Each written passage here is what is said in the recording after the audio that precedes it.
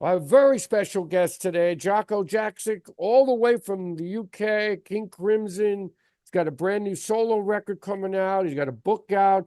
Who's the boy with lovely hair? And Jakko, it's an honor to meet you. Thank you for doing this. It's a pleasure. Thank you for asking. So, how did you decide to do the book, and what were some of your uh, ideas here? What were you? I mean, you have such an amazing career. Well, I guess I have a very unusual, complicated background alongside my career as a musician. Although it's something of a cliche, people always used to say you must write a book, but that was not my intention to go away and do that on my own steam, really.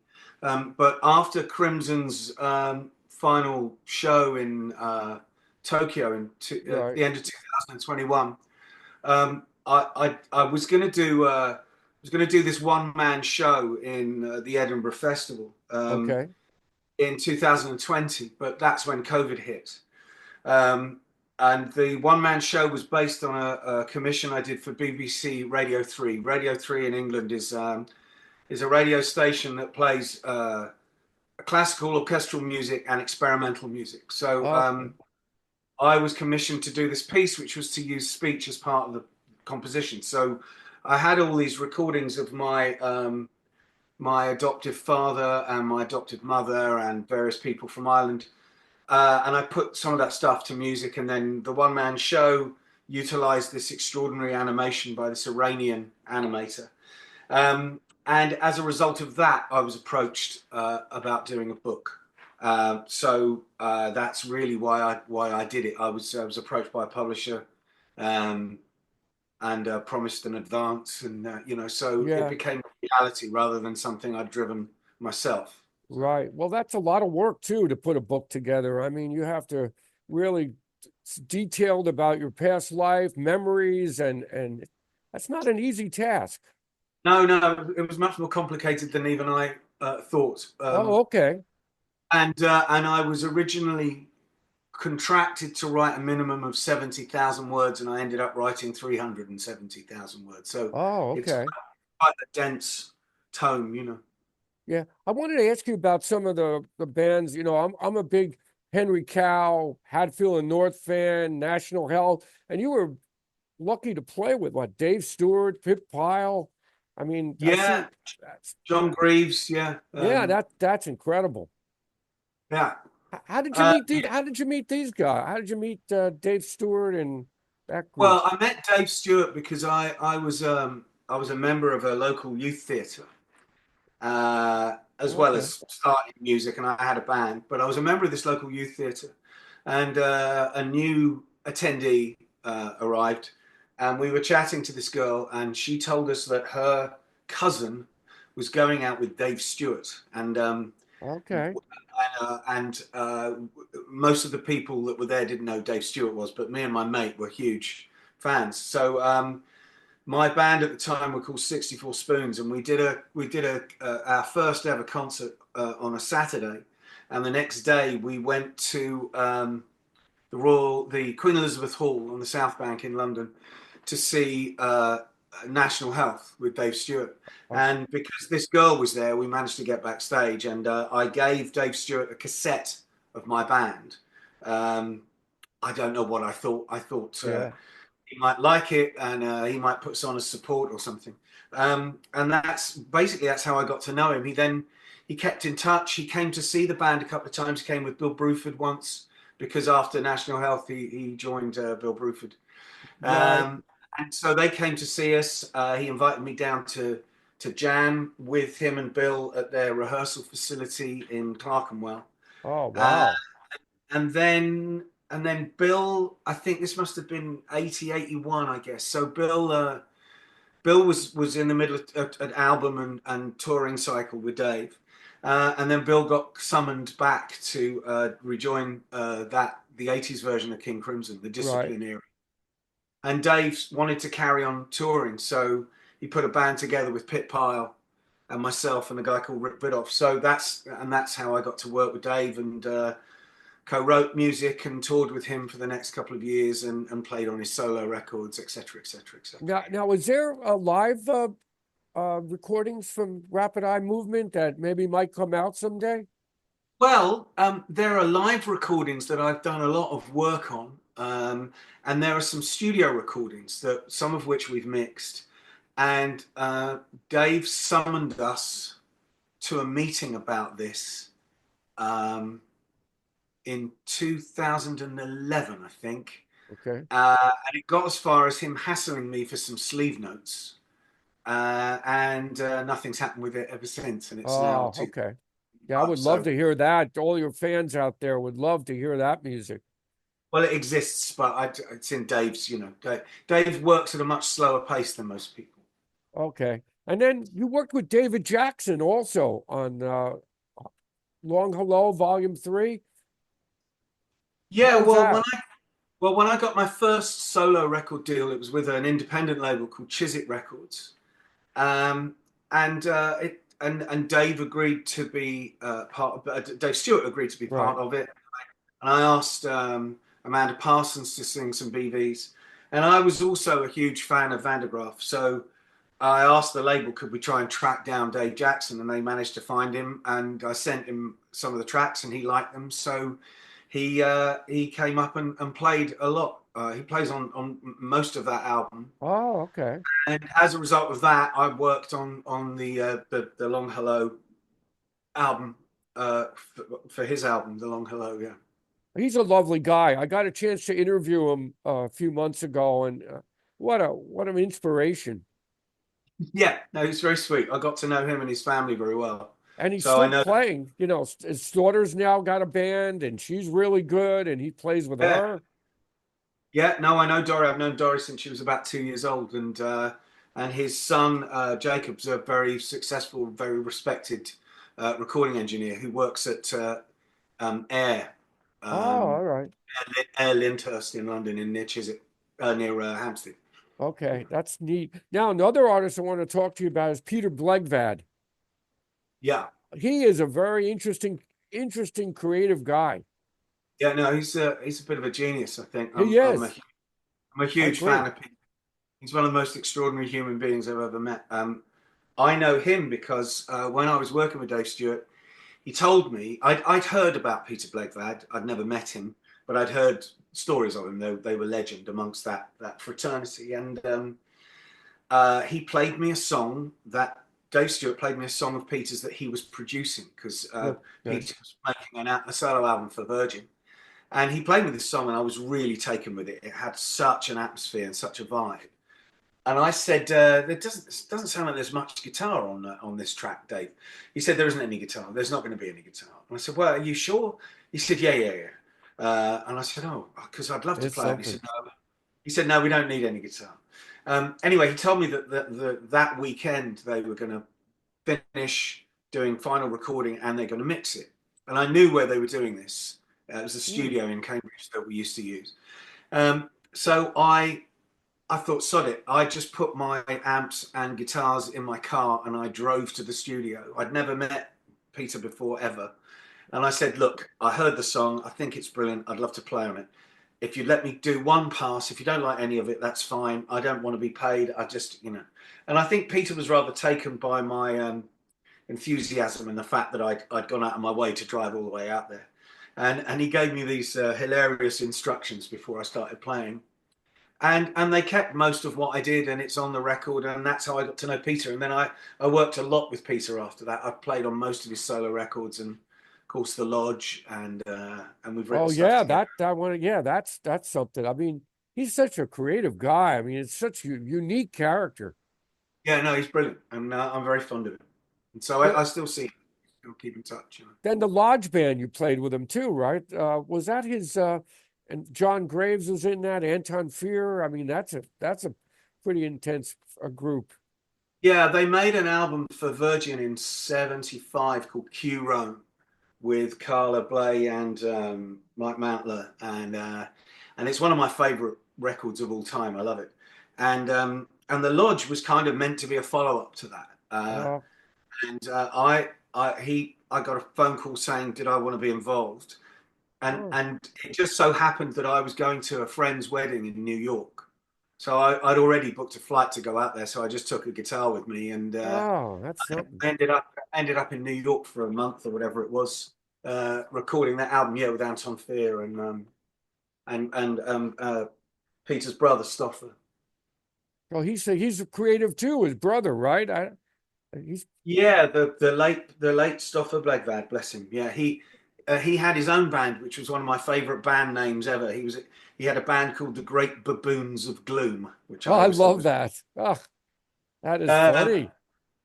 well, he was a funny guy. He was a funny guy. Rest his soul. Yeah. And then the King of Oblivion, that is a really almost like you added like Indian musicians on that. Wasn't No, he part of you're that? confusing.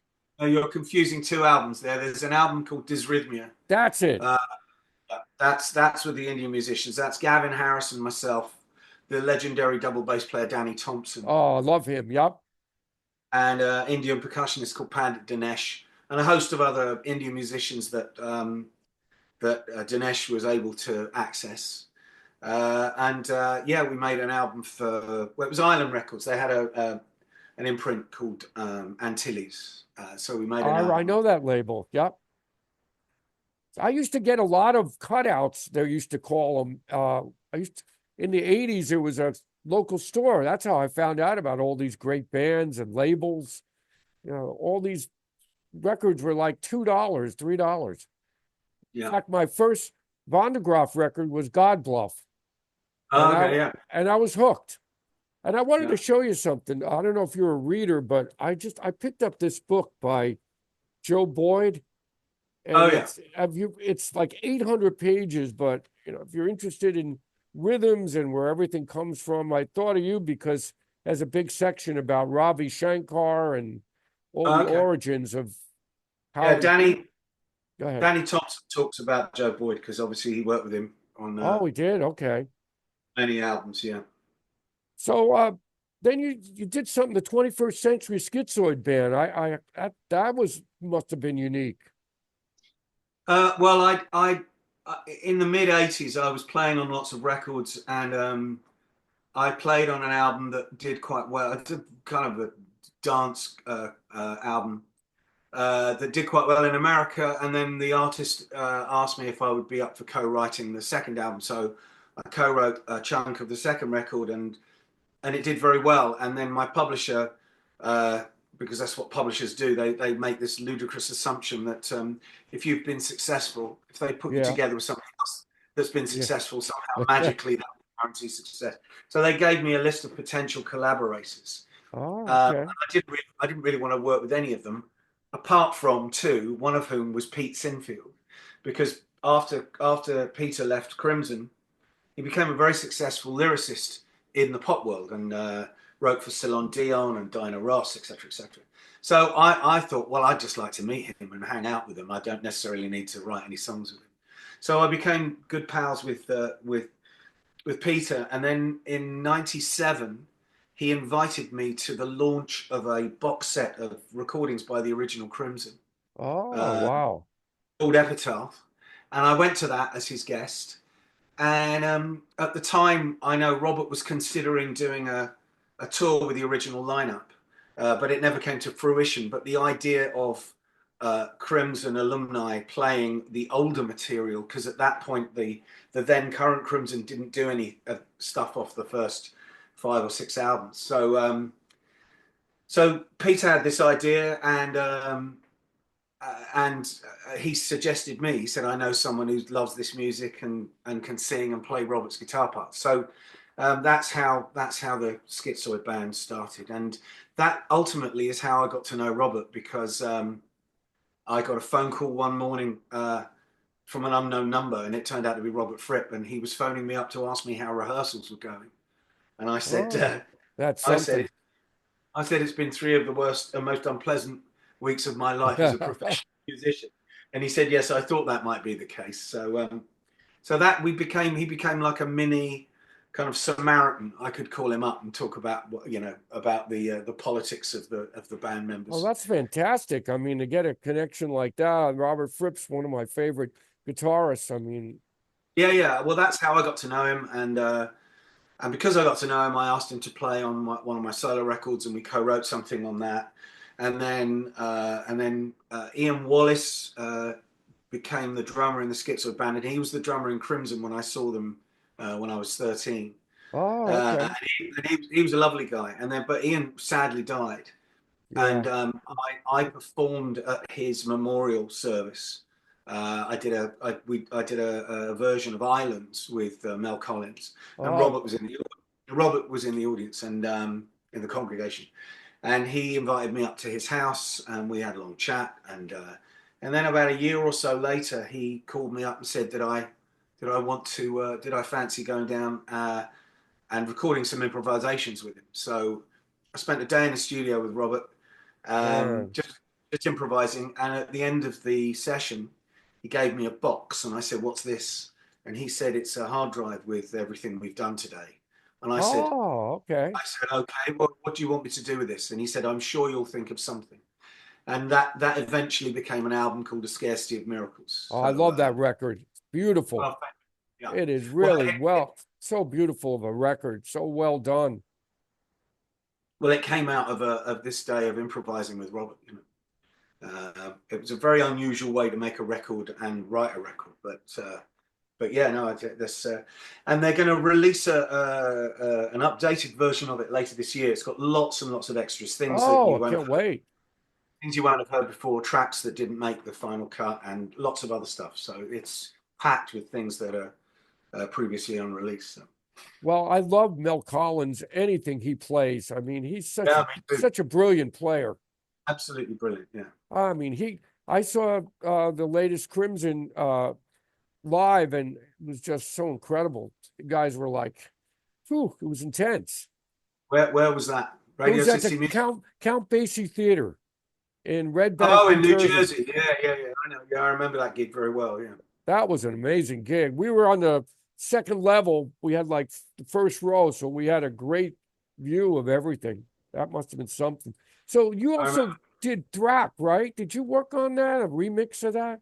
Yeah, Thrap? I remixed rap. Yeah, I had this kind of parallel career for a while where I was remixing stuff from that era in this very studio. So I did Thrack, I did Trilogy and Brain Salad Surgery by Emerson Lake and Palmer. I did Chris Squire's solo album. Oh, wow. So I did a Moody Blues album, and I did an Ian Anderson solo record. I did a load of Jethro Tull stuff. So. I just interviewed Rachel Flowers. Do you know her? She's a Is she blind the woman, blind girl? I've heard of her. Yeah. and she plays the trilogy, some of the trilogy record. That's probably my favorite Emerson Lake and Palmer record, trilogy. Yeah, mine too. Yeah. It's just so unique, and I don't think you could play that live. I mean, it's just such a great record. So how did you get in King Crimson, this latest version from 2014? How did that happen? Well, as I say, I'd made this album with Robert called A Scarcity of Miracles. And then the next thing that happened that's related to it is the Robert's business partner, David Singleton, who's been acting as Crimson's manager, but he's also a very creative guy. He does your production and does his own stuff too. He went to Japan to renegotiate Crimson's record deal out there. And while he was out there, Steve Hackett was there. And they asked him, would you present Steve Hackett with this gold disc for the sales of Regenesis 2, which is an album I sing on. And he came back and he was telling Robert about, this gig and how beautifully it was done. And Robert said, well, there should be a band out there doing the older Crimson stuff. So he decided to put a band together that he wasn't in, but he would Okay. be in charge of. And so four of us were summoned down to what was the DGM headquarters at the time, and that was Gavin Harrison, Mel Collins, John Wetton, and myself. So the four of us sat and talked about it, and so we were gonna put this band together to do Crimson stuff. And I think we did a rehearsal and some recording around at Gavin's house. And then, as I remember, I think John Wetton's Robert had christened the group Crimson DNA, and Huh. John Wetton's manager phoned Robert up and said, I think we should call it John Wetton's King Crimson, at which point Robert pulled the plug on the whole thing. Oh man, jeez. And then 2 weeks later, he decided that he had a vision of a new version of King Crimson, and he phoned me up and said, I'm putting a new version of King Crimson together. Would you like to be the lead singer and second Oh guitarist? my gosh, that's a dream come true. It is the maddest childhood dream come true, Wow. absolutely. How was it playing with three drummers? Was that Well, it was Robert's mad idea, and but the architect behind it is Gavin. So Gavin would write these. I mean, it's all scored out, so it's like a jigsaw, you know. So rather than three drummers, it's like one drummer's with 12. It's one drummer with 12 limbs, really. Um, and one of the drummers would always play keys, so quite a lot of it is just two drummers. But it was right, and it looks visually stunning. I remember the it first did? time. I remember we were rehearsing at Elstree, which is a big movie studio here in England. And we'd rehearsed before, but we'd rehearsed in the round. And then I remember we arrived at Elstree and we walked into this big film stage, and it was all set up and it looked extraordinary. And I thought, oh, okay, this is going to look amazing. So, It was intense. I mean, when I saw you guys play, I was just, it was really just a right in your face. It was so much music happening. yeah. And so, was there any original material ever written during that period, like new King Crimson music, or was it just the Yeah, there's about 40 minutes of stuff, some of which I co-wrote with Robert, some new instrumental stuff. In okay? fact, that what I'm actually in the middle of, actually I'm not in the middle of, I'm near the end of it, but we've been recording a studio version of all that new material. Oh, that's great. Now, exactly when that comes out, or indeed even if it does come out, I have no idea. It's that's down to Robert and David. But it's been kind of on the card. So we've all contributed, and that's, yeah. I got called up to where Robert and David reside now. Okay. About a month ago, I went up there to talk about it, to talk about other projects that we're going to do, and in the evening, I was meant to have dinner with Robert and David, and that's when I heard that Robert had been in Italy and had a heart attack. Well, we So can't wait to hear that. Crimson fans out here will be really excited to hear that. I wanted to, before we move on to your solo record, I wanted to ask you about that crazy trip you made to Japan where you had to be in your room for like, what was it, 5 or 6 days? we were in kind of quarantine for 10 days. It Oh it my gosh. it was very extreme. We had there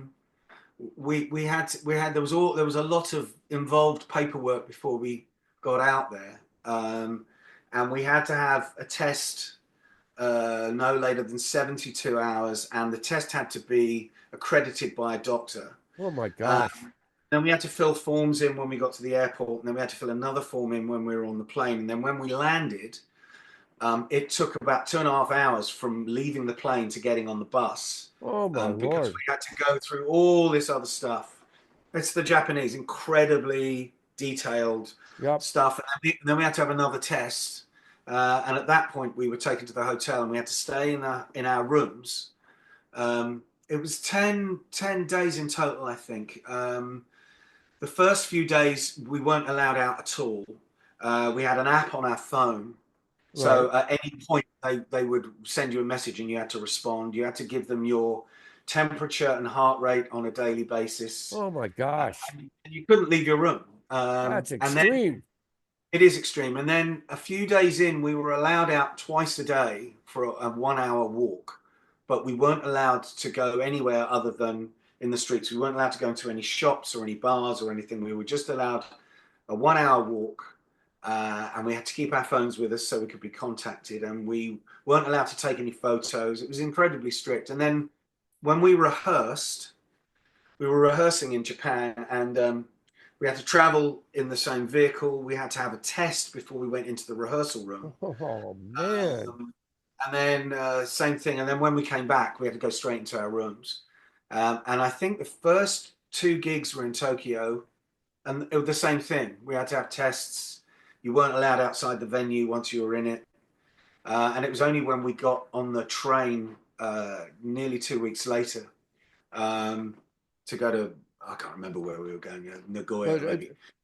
That was when we were finally free to do whatever we wanted. But yeah, it's a very strict, and it's worth mentioning that when we left England, the daily infection rate for COVID was between 40 and 50,000 people a day. oh my And gosh. when we landed in Japan, a country that has a population twice that of Right. England, their daily infection rate was between 40 and 50 people. Oh man. It's So crazy. they were really on top of it, and of course, as a nation, they're very compliant. So everybody did what the government told them to do. Was that the last of the Crimson shows in Japan? Did that end the Yeah, reunion? All the okay. That's what I December thought. 21. Yeah. It's great shows. I saw some of it on video. I mean, there's so much on YouTube now to see Yeah. about that. So that's an incredible period, and you guys were just really on top of everything, and everything sounded so good. Well, thank you. Oh, let's talk about your new record now. This is what the son of Glen. I've heard some of it. I saw the video. It's really good, and talk about this the record that's coming out.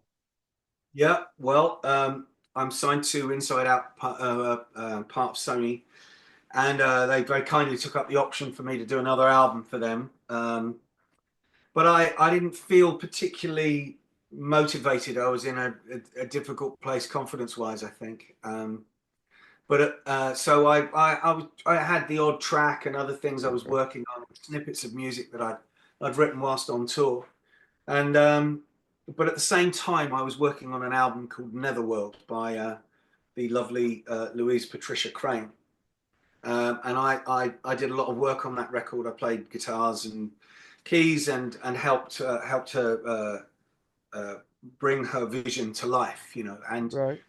and as a result of doing it, I tapped into kind of part of music I loved as a kid that I'd never really used in my own work, and that was interesting. And she drove me to play guitar in a certain way, and so it was a really interesting thing to have done, and a record I'm very proud to have been involved in. And then after I finished the book, we were having dinner somewhere, and she remarked upon how, having found my father, because for decades I had no idea who he was. I'd located my real mother in the 1980s, and she was living in the southern states of America, having married Yeah. a US airman. And she wouldn't tell me, or she told me, she misdirected me, or told me different names. My dad was different names, and there was nothing on any of my paperwork that said who my real father was. Right. And then she died, and then then we discovered all sorts of things that she'd lied about. Oh, So I never thought I would ever find my father, but eventually, to cut a long, tedious story short, I sure. eventually found there was a woman who's a genealogist who was a researcher on a program. I think there's an American version as well called "Who Do You Think You Are?" Okay, I And know that show, right? it, yeah, she explained how she could find my father um, using the DNA, male DNA, and there's a new law passed at the time as well in England where adoptees were suddenly allowed all the documentation relating to their adoption. Oh, So I okay. actually saw his name written down for the first time. So armed with his name and a genealogist, she managed to track him down. So it turned out he was also an American airman based in England, um, and uh, That and is so. he was from Madison County in Missouri, and Louise pointed out that I exist because this American airman had fallen in love with a dark-haired Irish singer, and Oh, okay.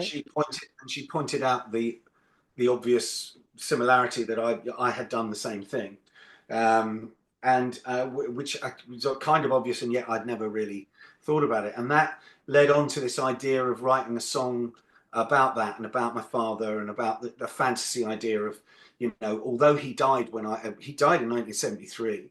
Oh, that's uh, too bad. Oh, yeah, so I would never have known him anyway.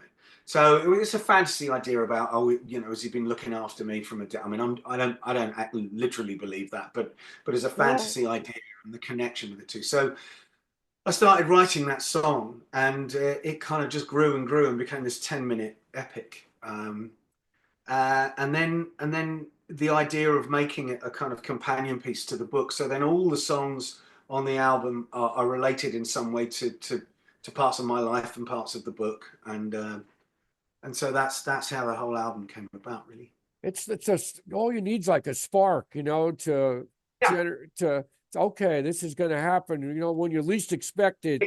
yeah. It was a combination of working on Louise's record, her inspired idea, and her unbelievable belief in me, and yeah, and Well, support. yeah, So I saw the video. It's really good. Everybody out there, I'll put a link to it. And then, what do you plan on? You're going to be doing a tour after this? That's coming out June I 27th, right? yeah, I don't know. I mean, I would love to play live again, because all the work I've done in the last 2 years has been incredibly solitary. It's just Yeah, me, imagine. especially writing the book. And I've just finished the audio book as well, and that took forever. So I would love to get out there and play, but I'm looking into that. I mean, I don't know. Yeah, I it's who hard to who get knows? to. Yeah, it's hard to get to the States these days, with all these I think it's restrictions. well, it's worse than that because actually, and this was under Biden, they've increased the fee for a work visa.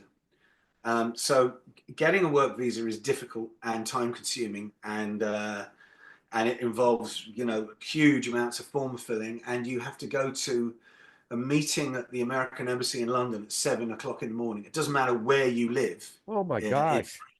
you have to get there. But they've now increased the price. So getting a band and crew Yeah, uh, I can before you imagine. even before you've got on the plane, you've spent 30,000 pounds. It does make it very difficult. Now, as far as the book, are you going to do any book signing? Did you do any book signings for this anywhere? I did a few, and I know that the publisher and the record label are kind of working together as a kind of joint one thing publicizing the other. So yeah, I mean, I'm doing loads of interviews. I don't know if there's any appearances lined up yet. I mean, that was the plan, but who knows? I don't know. Now, So, is this on Robert's label that's coming out? The new no, it's record? coming out on Inside Out through Sony Records. Oh, Signed to that's a Sony. good That's a good label. Yeah, They put out a lot of really good music. yeah, they're very nice guys. Freddie and Thomas, really really good guys, and So what? really into. So what else do you have planned for this? The rest of the year or next year? Is there any other project I you're don't working on? not well, not really, not that I can Okay, talk about. okay, that's fine. Well, I'm sure we'll see it in print and see it on the news or wherever we see it. But Yeah, anyway, so we can find your music on most major distribution channels. yeah. Okay, we'll have to look for it. Jakko, this has been an honor. Thank you for doing this. You're just had an incredible career, and all your work has been just fantastic. Thank you very much. I want to thank you for your time today, and good luck with the record, and stay healthy, and we'll talk again maybe sometime. Okay, yeah, definitely. All right, Take thank you very care. much. Thanks for Thank doing you. this. Take care, Bye. Jakko. Bye bye. Bye.